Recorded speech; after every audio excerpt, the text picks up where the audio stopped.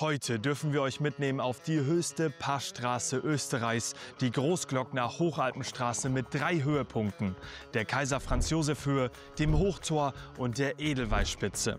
In welcher Zeit wir diese Tour schaffen und wie es um den größten Gletscher Österreichs aktuell steht, das seht ihr im Video. Los geht's!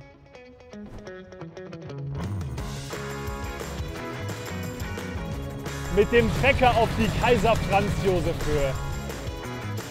Es ist gerade sauhart, aber schaut euch das hier an. Hier stehen wir also jetzt in Heiligenblut und es geht auf die höchste befestigte Passstraße Österreichs, die Großglockner Hochalpenstraße, und das über die Südauffahrt. Ich bin in der Vergangenheit schon mal die Nordrampe gefahren und werde am Ende des heutigen Videos berichten, für wen sich welche Auffahrt mehr lohnt und wo die Unterschiede liegen. Der kleine Ort Heiligenblut hier ist einer der Startpunkte, allein mit dieser Kirche und dem Ausblick schon super idyllisch. Doch wir haben nicht viel Zeit zum Genießen, denn der Tag wird intensiv. 2100 Höhenmeter stehen an und wollen getreten werden. Das ist jetzt das Motto, wir starten, und zwar in Richtung Kaiser-Franz-Joseph-Höhe, wo wir dann die Pasterze und den höchsten Berg Österreichs, den Großglockner, sehen werden. Nichts wie auf!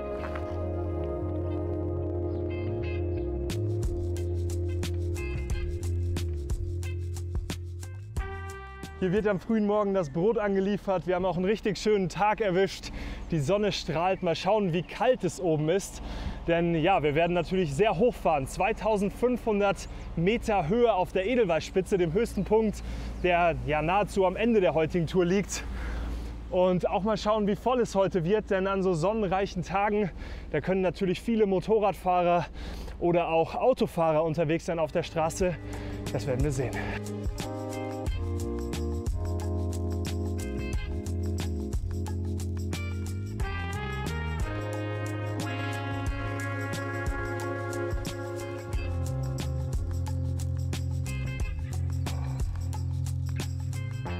Jetzt haben wir gerade ein Kilometerschild gesehen, Kilometer 46,6. Wir fahren rückwärts, das heißt, wir fahren Richtung Nullpunkt. Und das ist unser heutiges Ziel, nämlich in Bruck, Nähe Zell am See. Da ist der Startstein, der Punkt Null der Großglockner Hochalpenstraße.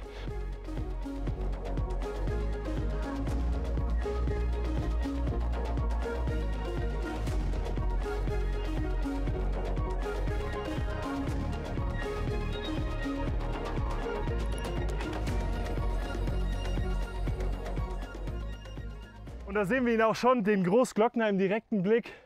Das macht hier die Auffahrt auf jeden Fall besonders, dass wir jetzt direkt dort diesen majestätischen Gipfel sehen. Wahnsinn!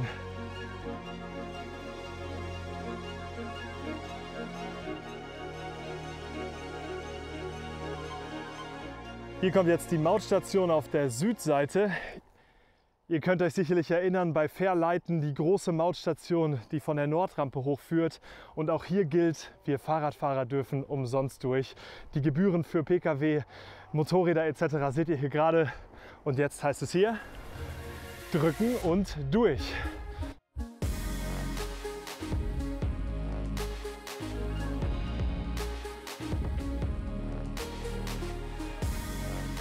Jetzt nehme ich gerade ein wenig Tempo raus.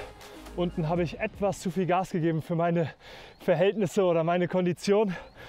600 Höhenmeter sind es jetzt, die schon getreten sind, und wir kommen immer höher.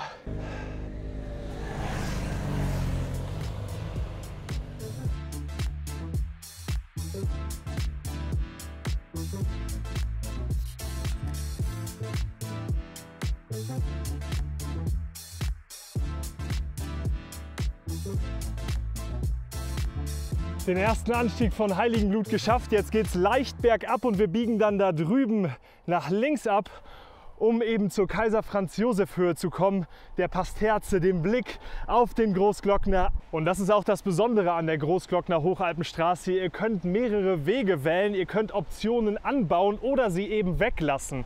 So habe ich jetzt am Kreisverkehr die Möglichkeit, direkt hochzufahren zum Hochtor. Da fahren wir später noch hin, keine Sorge.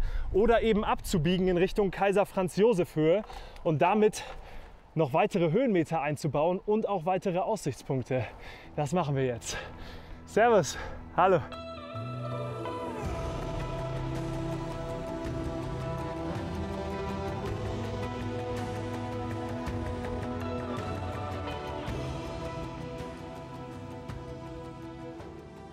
Und eines ist ganz klar, es gibt so viele Möglichkeiten einzukehren oder eine Pause einzulegen. Hier zum Beispiel am kleinen Tisch, hinter mir das Gasthaus, gleich kommt ja wie gesagt die Kaiser-Franz-Joseph-Höhe. Das liegt einfach daran, dass diese Straße vor allen Dingen touristisch genutzt wird. Bei Autofahrern, Motorradfahrern extrem beliebt. Auch Busse sind hier unterwegs. Die Straße an sich hat keinen direkten Verkehrsnutzen, wenn man jetzt mal ganz hart spricht. Also man fährt wahrscheinlich eher über den Brenner als über den Großglockner, auch weil er ja teuer ist. 45 € oder sowas um den Knick kostet die Straße mit dem Pkw pro Tag. Und ja, für mich geht es hier immer weiter hinauf. Und mehr rückt der Großglockner in direkte, greifbare Nähe. Das ist schon schön.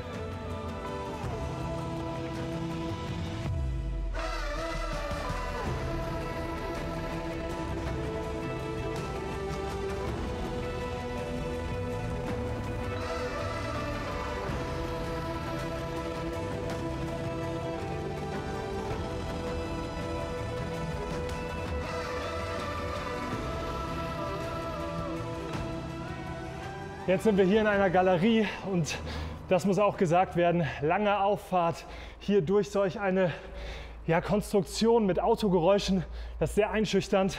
Also wer das nicht so gern mag, ist auf der Straße als Radfahrer nicht so gut aufgehoben. Und jetzt wird es auch merklich kälter, insbesondere hier im Schatten. Man sagt ja grob auf 100 Metern Höhe 0,6 bis 1 Grad niedrigere Temperatur und damit natürlich auch gute Kleidung nötig. Werde ich später im Video auch noch drauf eingehen.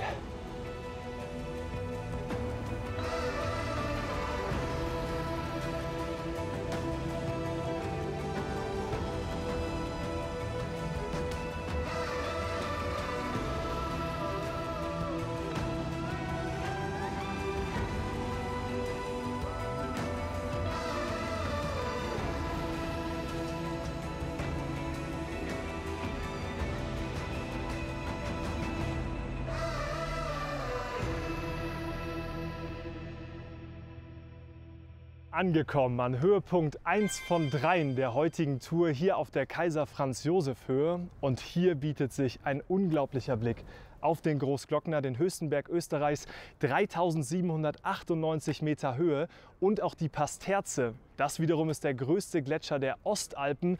Wir blenden euch aber auch mal ein Bild ein von 1940. Man sieht sehr deutlich, wie der Gletscher jetzt über die Zeit zurückgegangen ist. Und was hier oben auf diesem Nationalparkplatz auch ganz besonders ist, das ist das Nationalparkhaus, kann man fast sagen. Also ein Parkhaus hier auf 2400 Metern, riesig. Da sieht man, wie viele Besucher und Besucherinnen hier pro Jahr so hinkommen, um den Ausblick zu genießen. Ist auch wirklich schön. Zeit für eine kurze Rast und danach geht es runter und dann fahren wir hinauf in Richtung Hochtor, wo die Grenze zwischen Kärnten und Salzburg liegt. Nichts wie auf Höhenmeter schrubben.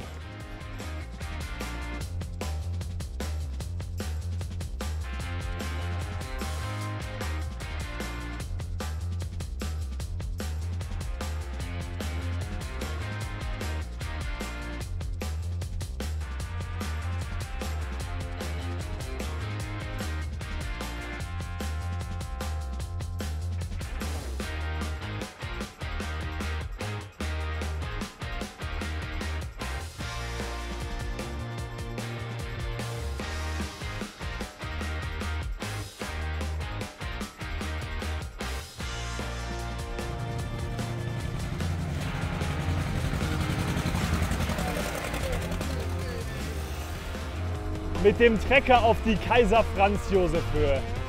Hammerhart.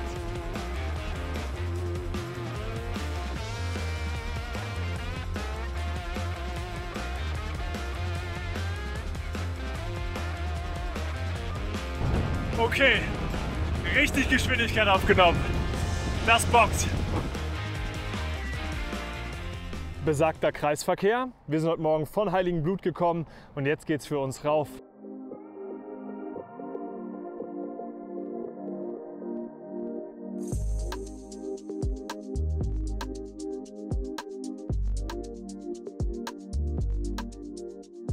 und es geht gut bergauf. Ist schon steil. Das Schöne aber, was ich hier gerade an der Auffahrt finde, ist, dass sie sich so unterteilt in hoch und runter. Das heißt, es gibt Pausenphasen und das macht es ein bisschen angenehmer als die Nordrampe. Komme ich aber später im Fazit noch zu.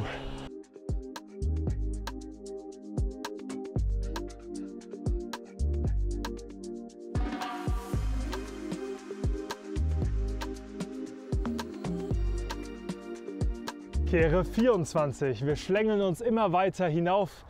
Hier seht ihr auch, dass die Serpentinen etwas kleiner geschnürt werden, hinauf zum Hochtor.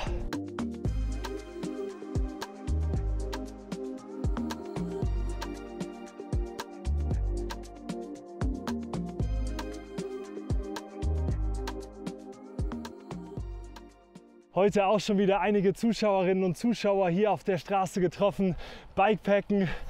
Es ist verrückt, welche Kreise das Ganze mittlerweile zieht.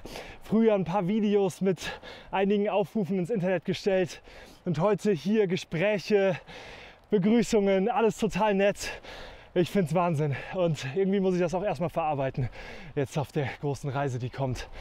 Und wir kämpfen uns hier weiter hoch. Es geht Serpentine für Serpentine hoch und dann kommen wir irgendwann auf über 2500 Metern an. Hammer!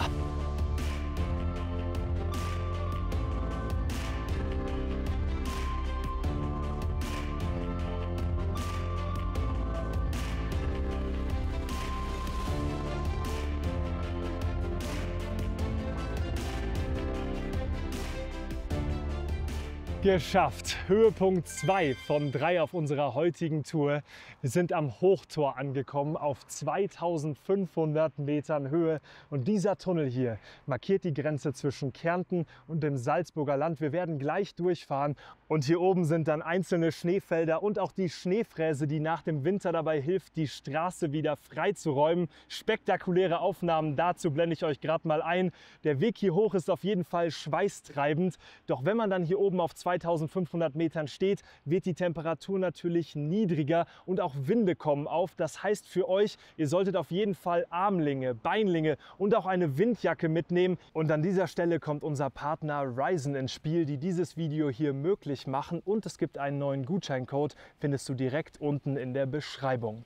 Ryzen steht für Conscious Performance Apparel. Das heißt an dieser Stelle, sie achten auf die Produktionsbedingungen. Sie haben sehr hochwertige Sportbekleidung im Bereich der Triathlon-Aktivitäten, das heißt Laufen, Radfahren und Schwimmen. Im Shop von Ryzen könnt ihr eure Bekleidung natürlich auch nach dem Zwiebelprinzip aufbauen. Das heißt zum Beispiel mit einem Baselayer wie hier, dann einem Trikot, einer Regen- oder Windjacke und natürlich Armlingen, Beinlingen. So viele Optionen, um dann perfekt ausgerüstet zu sein für eure Abenteuer. Schaut euch da gerne um und achtet immer auch auf die Bundle-Angebote. Auch das habe ich euch unten verlinkt.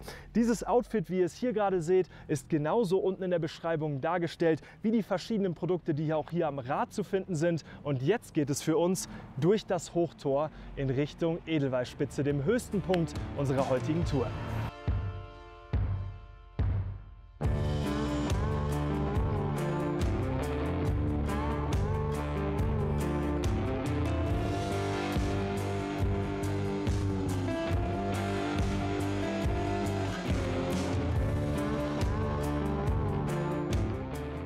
Angekommen in Salzburg, begrüßt von Schnee und Abfahrt.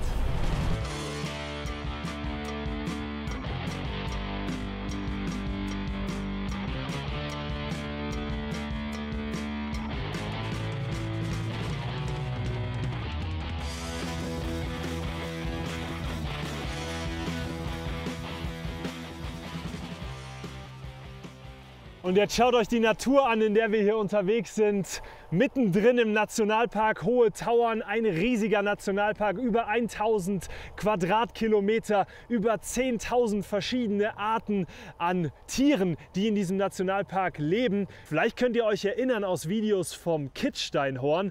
Da haben wir auch schon häufiger auf den Naturpark Hohe Tauern geblickt. Nämlich oben an der Gipfelwelt 3000 hat man diesen fantastischen Ausblick. Und jetzt geht es hier durch den Mittertörl-Tunnel, nur 117 Meter. Und dann kommen wir schon so langsam aber sicher zum höchsten Punkt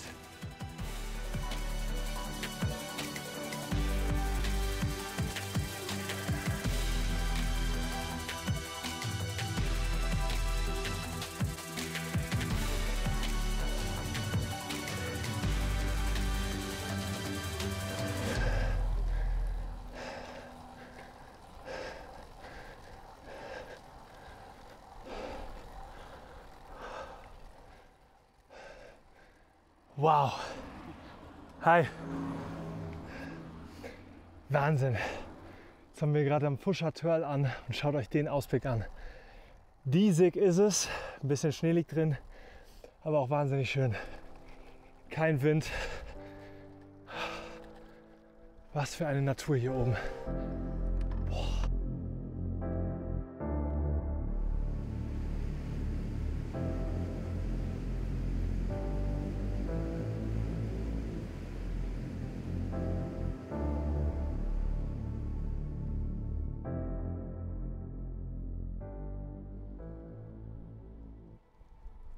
Und jetzt geht es zum letzten Anstieg dort hinauf, Edelweißspitze. Schauen wir uns an.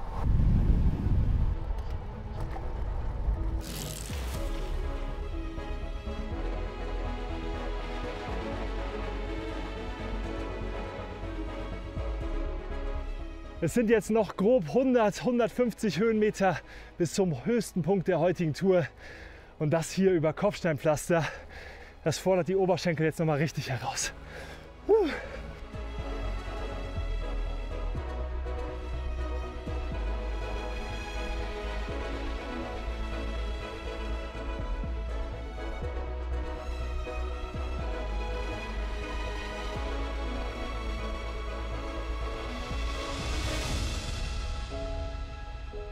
Geschafft. Punkt 3 von 3. Angekommen an der Edelweißspitze, dem höchsten Punkt der heutigen Tour, 2571 Meter. Und wenn ich heute von wir gesprochen habe, da stehen die beiden. Linus und Jonas. Sauber, Jungs. Danke fürs Mitziehen. Die Jungs haben aus dem Auto begleitet. Tolle Kameraaufnahmen, Hochkantaufnahmen. Super, vielen Dank. Hat es euch auch gefallen? Auf jeden Fall, super schöner Tag. Mega stark. Yes, die Kurven waren crazy. Ja, das glaube ich. Ja, es ist echt krass, was auf der Straße abgeht. Kurzer Snack hier oben, anziehen und dann geht es für uns runter. An Punkt 0 der Großglockner Hochalpenstraße, da gibt es für euch das Fazit.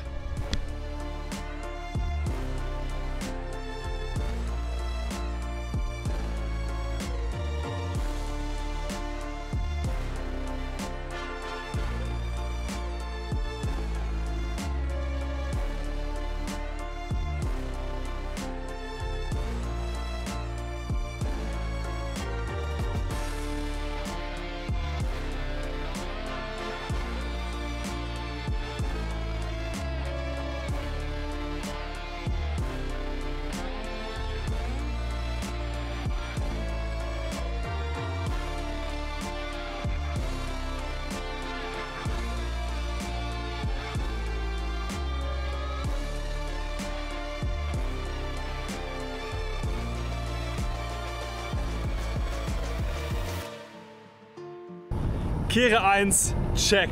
Und jetzt raus bis nach Bruck.